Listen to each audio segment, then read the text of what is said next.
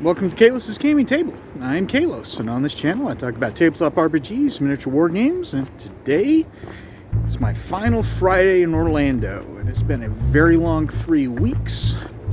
Hasn't been too horrible. It's actually had some upsides to it, but I'm definitely ready to fly home and not be here. I think probably the most fun and the most favorite part of this trip has been recording all of these videos. You know, I don't know how many people actually truly watch them. I've got 34 subscribers, so yay, you know, quality entertainment, or you're easily amused, you know, one of the two. Quite possibly both. And I've had a lot of fun, you know, doing them. I've learned a bit about trying to remain focused, picking topics, and yeah. Been playing around with the editing software as well, making sure to try and do things a little bit different, especially, you know, looking back at my first few videos. But, you know, it's a learning process, evolving, and that's the big thing. I'm trying not to be too stagnant. I mean, obviously these walks are pretty standard. I'm walking up the same 1 mile stretch of pavement there and back. It's the conversation that I'm trying to make interesting, and sometimes depending upon what I'm seeing, you know, share what I'm walking through. But, you know, Orlando, my third trip here this year. I've spent, I think, a total of nine weeks, you know, 2.5 months, something like that. You know, it's definitely a change of pace, especially, you know, living out of a hotel room. You know, it's nice to come back and have, you know, my sheets changed, you know, bed made, you know, fresh towels, all of that. But at the same time, I do miss my house. You know, I certainly miss my wife. I miss my dogs as well, and I miss the housemate's cat. You know, the housemate, and I rarely interact with him, you know, only once in a while, but, you know, the kitty's nice. We used to have a lot of cats, and then, well, they got old and, you know, crossed the Rainbow Bridge. And, you know, occasionally we've talked about, you know, possibly getting another cat, and then we remember things like litter boxes, hairballs, vet bills, cat food, cat water, and the fact that, you know, we actually have a lot of shelves with stuff on them, and it's always fun to come back and find what the cat's knocked off, or wake up and wonder what that crash was, because, you know, the cat is up exploring. The great thing about the housemate's cat is she'll come in, you get to do all of the fun kitty stuff, play with her, get some toys, possibly give her some treats, and then when she's done, you can put her outside. Or, excuse me, not outside, put her back in the housemate's area. Because while she sometimes does seem to want to be an outside cat, she's a big fraidy cat, and we all know that she wouldn't do very well on her own outside. You know, she practically came over and bonded to everyone. It's like, yeah, I want to move in. Great. Fantastic, thank you. But yeah, so, you know, I've talked a lot about different things. You know, I've thought about the channel, how it's going. It's going slowly, but, you know, I wasn't expecting meteoric rise to fame, you know, especially considering I'm just doing rambling walks about geeky stuff. Unfortunately, that is, you know, niche at best, and, you know, I'm a middle-aged white guy, not exactly, you know, the most interesting person to watch, but, you know, in my ego, I do like to think that I have interesting things to say. But I've been thinking about what I want to do when I get home, because I had originally started the channel. I had planned out a lot of different videos. I'd gotten my Battletech video recorded, uploaded, and it was actually seemed to be pretty popular. I managed to get a second video recorded, and then I got to come out to Orlando. I've had not so much every opportunity, every desire to actually edit it and get it worked on while I'm here, and just didn't have the energy, or, you know, I got busy with work or whatever the case is. So I'm hoping to have that up relatively soon. But the question is, what am I going to do with the channel? For right now, I'm feeling it out, making stuff as I go along, and seeing what sticks. And that's oftentimes what creators have to do, finding their niche. Part of me does want to create these videos for me, but I'm an audience of one. I also know what's in my head, so I sometimes feel like I'm yelling in the wind, but I am consistently getting more viewers. Again, I'm up to 34 subscribers. I'm hoping to get some more. But I have quite a few battle mechs at home. So one of the things I want to do is certainly, set up a station to photograph them. I wouldn't mind getting one of those little Lazy Susan turntables. Put some of the models that I feel are some of my better work, put them on there to show off, and just do that kind of thing. Maybe do a lance a week, lance every few days. It doesn't have to be too long. Just show off, get some comments, and continue to work on my brand. That's the other thing that I want to try and do when I get back. Is I did some generic logo stuff. I just didn't have a chance to really clean it up and share it, so I want to get that updated, uploaded. Better post on the social media that I'm on right now. I'm only on, at least for Khealos' gaming table, I'm only on Twitter. I'm also on Blue Sky, but I forgot to get my login information, so I really haven't checked Blue Sky. Still growing that, but and other things. I'm a self-published author. I'll post some of my links below, and if you are interested, right now I've only really published in urban fantasy, but did write a novel with my wife, and we put that out just recently, just before I flew out to Orlando.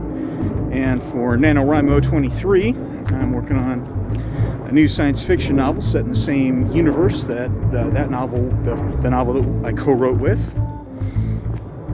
It was originally a setting that I had started to create for a role-playing game. I did a bunch of world building on it, and it just, for whatever reason, I never ran it. But I really enjoyed the universe, the setting, a lot of the stuff that I had created. And, I talked to my wife about it, and she said, "Oh, that sounds like a lot of fun." So, I shared the Bible with her, and she took off and ran with it. She's put out, I think, 2 full novels on her own in that universe. We co-wrote the 3rd, and then she's working on her 4th. So, yeah. And that's another one of those irons that I have in the fire. And, I know people keep saying, you should get on TikTok. I don't know if I'm up for that, but now that I'm getting more used to actually recording videos, being in front of the camera, speaking, all of that, I might do it. I'm not sure yet. I know there's a lot of drama and a lot of other things, that go along with, TikTok, but, we'll see. As I like to say never, and always adapt and overcome. But other things I wouldn't mind trying for the channel, battle reports. I always think it's fun to watch a battle report. Not sure how that would work, because I don't know if I could actually easily do that, because the only place that I play right now is at a friendly local game store, and that's not always conducive to set up lighting and camera equipment. But one of the things I've thought about doing is Battletech Alpha Strike Aces. It's a beta it's in its beta format right now, but basically it is a way to play Alpha Strike solo. You have your side, your force, and then you build an op for, and then there's cards that you draw based upon the type of mechs that are in that list. I'm not so much in that list. I need to review it, but basically the movement for the op 4 is controlled by cards. You might pull a card and it'll say move towards the closest light mech, or move towards the mech that is the most damaged, jump into cover, whatever the case is. There's a bunch of different cards, but you play your force like you normally would, and then there's a bit of self-control, but you actually have to play the cards and follow the cards, and also abide by whatever the dice rolls are. Because I can only imagine some people are like, I'm just going to fudge this dice to make it more interesting. But I've seen several battle reports from Battletech Aces, and I think it looks like a lot of fun. It's also a good way to practice playing at least Alpha Strike, because with those cards you can build an out for something that you might see across the table, and while it's randomized to an extent, you still have to deal with how everything goes. Initiative is still a thing, namely you roll for yourself, you roll for the opponent, and then based upon the initiative, that's the turn order. I wouldn't mind doing like some classic battle reports, but again, that would probably require me to play at somebody's house, and obviously setting up some equipment would be a bit of work. I'm not going to say it won't happen, probably won't, but it is something I wouldn't mind doing. Other things I'd always plan to, I'm a dungeon master, game master, whatever you want to call it. Not a storyteller unless you're playing, I think, World of Darkness. But I've been doing that for many a year, and while I haven't done it recently, I still have a lot of ideas. I do have some experience. It's just like riding a bike, or in my case, probably falling off a bike. Sure, it hurts like hell, but you get back up and get on it and you keep going. The one thing that everyone keeps saying is that there's a shortage of game masters. Everyone wants to play, nobody wants to run, and just to a lesser extent that's the case because I was one of the near forever dungeon masters in my previous group. Other people didn't mind running, but I really enjoy it, and the players really enjoyed not having to prep or run a game, so there's always that. So I'm going to keep pumping out some videos. I've got a bit more experience with the editing software. I've got a bit more experience with how to speak in front of the camera. My biggest thing is getting what's up in my brain down through my lips and having it come out in a somewhat coherent fashion, because I can go on a walk and I can think about what I want to say, and in my mind it'll sound great, and then as soon as I try to speak, I get all mealy-mouthed. I'm sure everyone else has that experience as well, and that's one of the reasons why I'm practicing, so that I can just get used to talking in front of a camera. And walking and talking is pretty good experience, pretty good exercise as well, so decent cardio. So yeah, my wife and I have talked about possibly doing a podcast, and we still might do that. I'd like to get some microphones for some better audio quality. Might come up with some arted avatars, something like that, in case we don't actually want to record ourselves, because there is something, not that I've been on television or movies or anything, but there's that whole checking myself out in front of the mirror. Is my shirt straight? When I'm wearing my necklace, is it on straight? How's my hair look? Are my glasses clean? How's the lighting? All of this stuff. And sometimes I don't even realize how bad it is until I'm actually going through the video footage, editing it. Then again, I am recording on my phone, and I am the head writer, the chief producer, the editor, marketing, you know, the whole shooting match. And that's a lot of work, but so far I'm having fun with it. I'm finding it interesting, and you know, we'll see where it goes. You know, as long as I keep getting views, as long as people keep, you know, interacting with me, I'll keep going. And I'd like to grow the channel, see where I'd like to possibly be up to 100 subscribers by the end of the year. You know, I mean, it's I think a doable idea, especially if I keep producing material, and that's the big thing.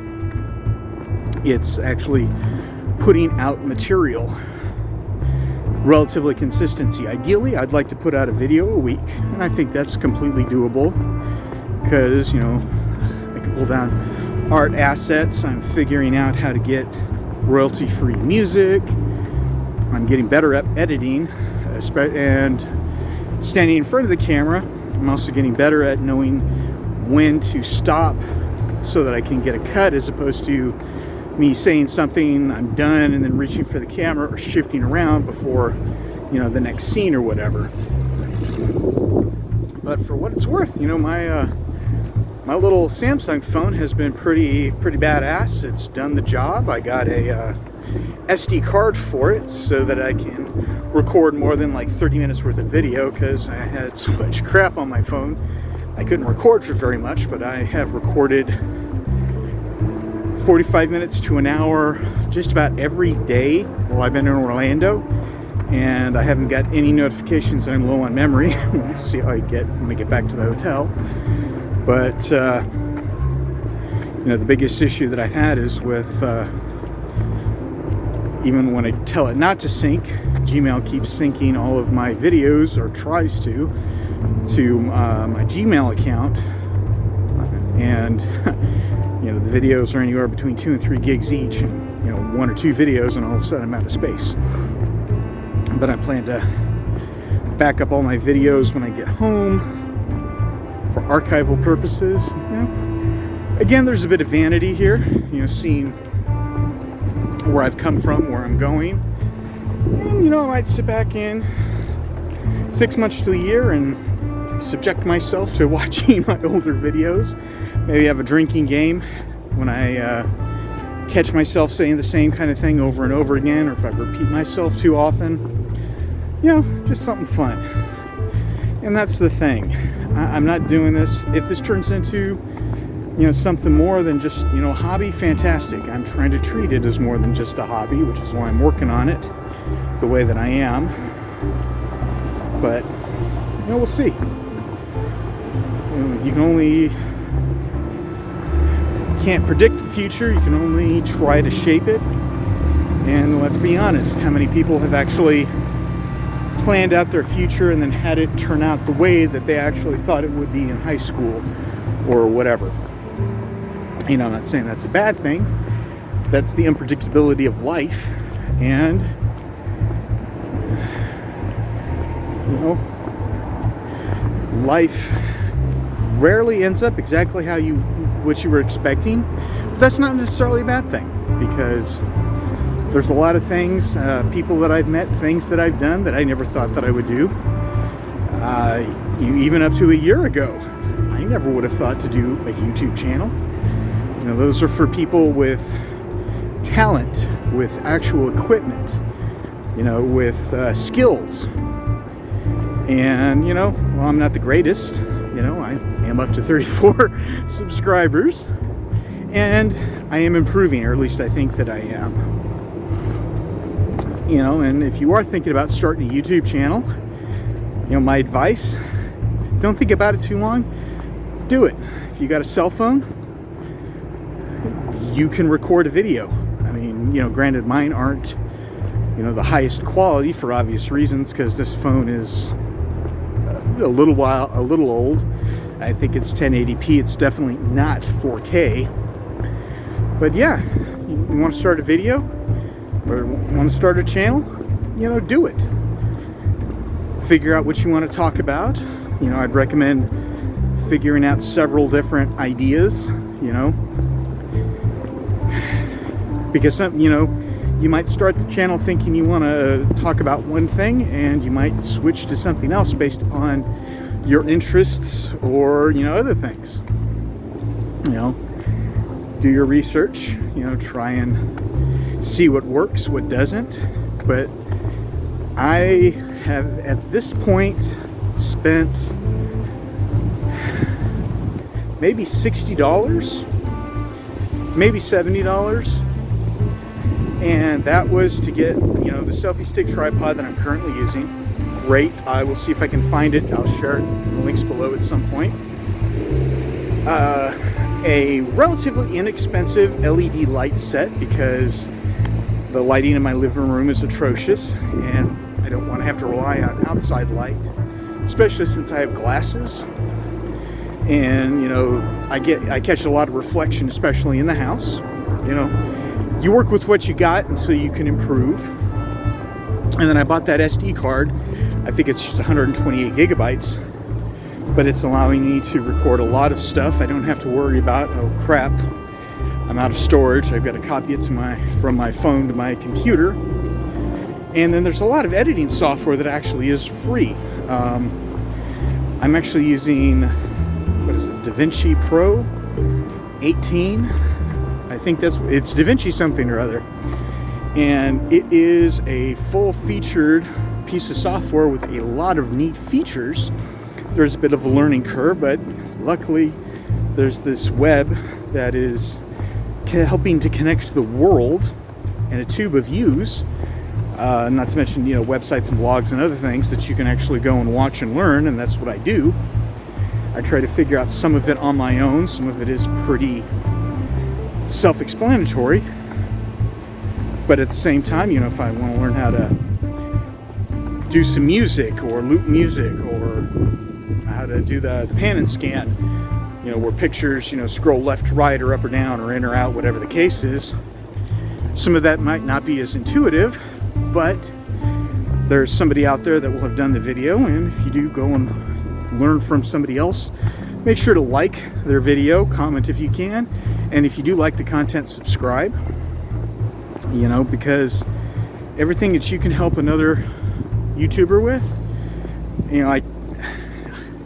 I don't believe in fate and destiny. I've got a dubious, liking of karma, but I like to think that if I do something nice for somebody, it will come back. And I'm not doing it with the ulterior motive of hoping that. It's like I generally do try to help people where I can. That's gotten me in trouble before, and I have no doubt it'll get me in trouble again. But, it is what it is. That's one of those sayings that I probably will be 3 sheets to the wind, because it is what it is. One of my most hated and most used sayings, because it is the truth. But yeah, practice recording yourself. Practice, what you want to say, how you want to say it. You're going to flub lines a lot. You are going to get that mealy mouth feeling, especially when what you want to say doesn't come out. I'm trying to find a simple teleprompting software that I can use. I don't have the money for an actual teleprompter, and I'm not sure I'd be able to use one anyway. But if I can set my laptop up and have the high points of what I want to talk about go on by on the screen, and if I can figure out how to do that without my eyes flicking back and forth like I'm reading, trying to stay focused on the camera, you're going to get better at it. I'm going to get better at it, and the quality is going to improve.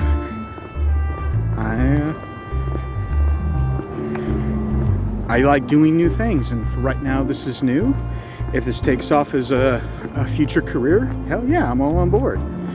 I wouldn't mind being my own boss. Well, I don't know, there is something to be said to not have to be responsible for every bloody thing. But at the same time, it's also nice to not get that call at 8 a.m. that something's broken and only you can fix it. And, that has happened to me before, and that is certainly not fun. Or when something happens, you don't want to be the fall guy.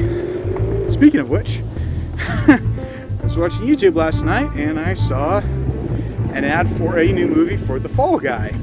And for those of you who don't know, The Fall Guy is another one of those series that I watched while I was in England, starring, oh god, what was his name? He played the $6 Million Man, and my brain is completely fried. But so the premise of the story is a stuntman, you know, back before CGI, back when everything was practical. When you wanted to crash a car, you needed to buy that car and you needed to drive it and crash it, and that took a special someone.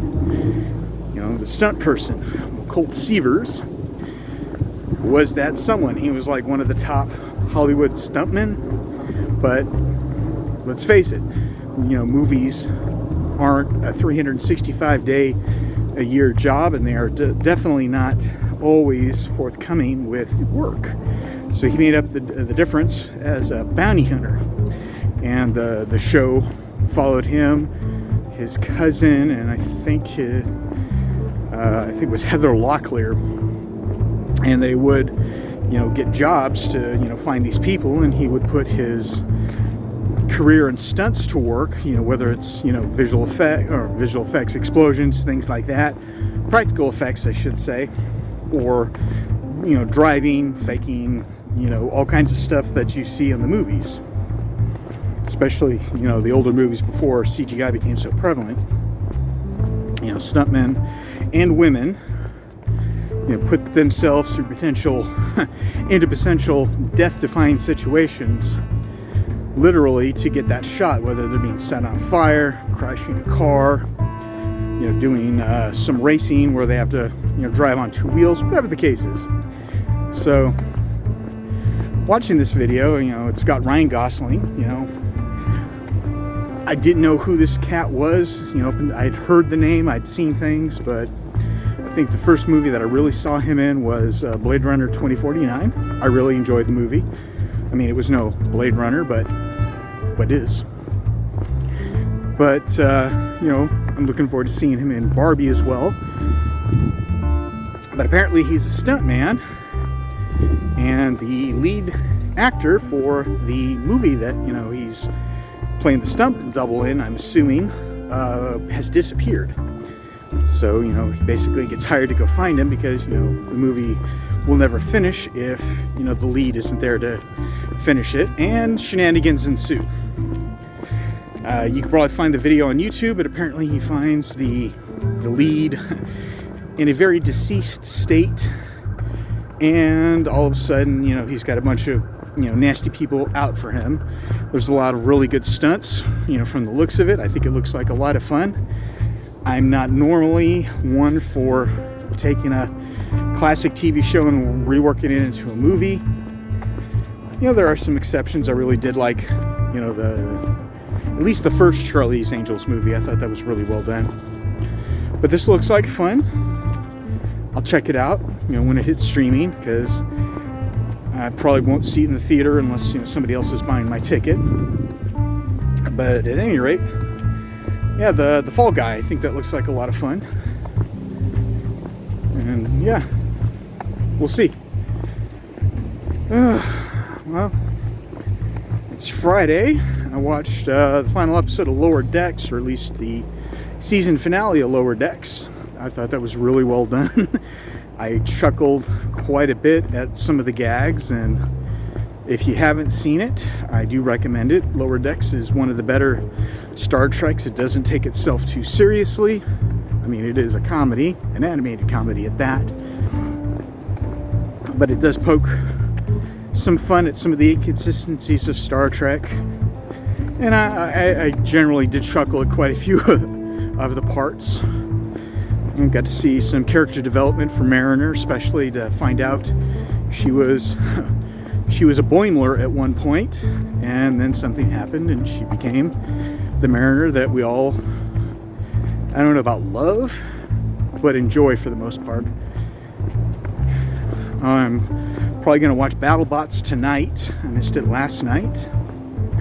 And Battlebots is another one of those shows that I really enjoy. Wanton mayhem between robots.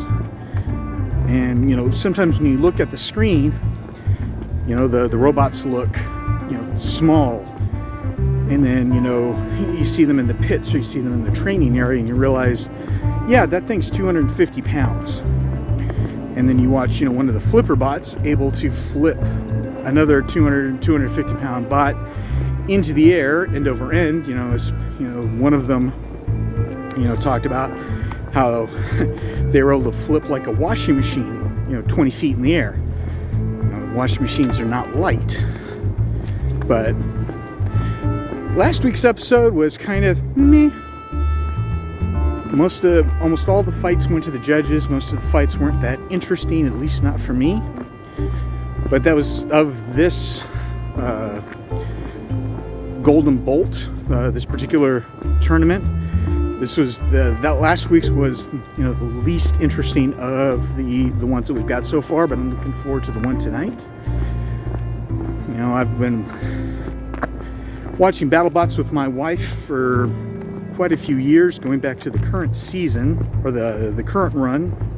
I mean, I know it's been around for 20 years or more, and I find it very interesting when they have the flashbacks, especially when you see some of the veterans, you know, when they were young and not gray, and some of them had more hair, and seeing the bots back then, and then, you know, looking at the bots that are, you know, out today, and it is just scary to watch the evolution of everything, because, you know, before there's probably a lot more testing, a lot more trial and error with fabrication, but now with computers you can, you know, pretty much design the whole thing from the ground up on a screen, and then start having a lot of the different pieces fabricated and have it all go together, you know, almost perfectly. Sure, there's, again, always going to be something of a learning curve. You know, what looks good on a computer might not be